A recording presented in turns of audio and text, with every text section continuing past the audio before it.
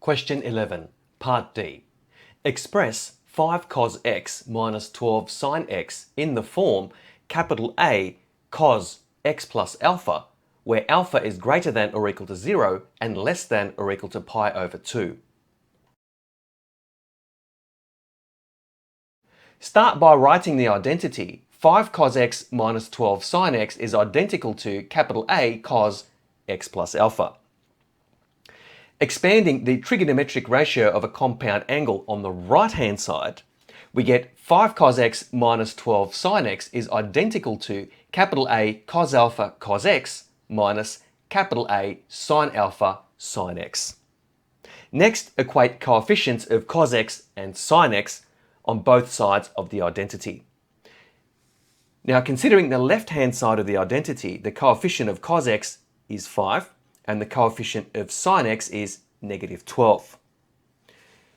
This means that on the right-hand side of the identity, the coefficient of cos x here, which is capital A cos alpha, must equal 5, and the coefficient of sin x here, which is negative capital A sin alpha, must equal negative 12. So I've written those two equations down separately as equations 1 and 2. Capital A cos alpha equals 5 and capital A sin alpha equals 12. The next step is to solve these two equations simultaneously to find the values of capital A and alpha. So to find the value of capital A, we add the squares of both equations. So squaring equation 1 and squaring equation 2 and adding those together, we get capital A squared cos squared alpha plus capital A squared sin squared alpha is equal to 5 squared plus 12 squared. Now factorising out A squared on the left-hand side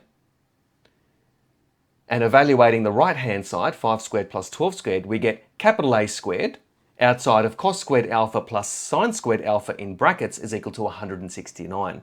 Now, cos squared alpha plus sin squared alpha is a Pythagorean identity which equals 1. So this equation simplifies to capital A squared is equal to 169, and taking the square root of both sides, and we're only interested in the positive square root, we get capital A is equal to 13. Now to find the value of angle alpha, we take equation 2 and divide it by equation 1. Now the capital A's will cancel, and sin alpha divided by cos alpha is equivalent to tan alpha. So we get tan alpha is equal to 12 over 5, and taking the inverse tan of both sides of that equation, we get alpha is equal to inverse tan of 12 over 5. Therefore, the expression 5 cos x minus 12 sin x can be written as 13 cos of x plus inverse tan of 12 over 5.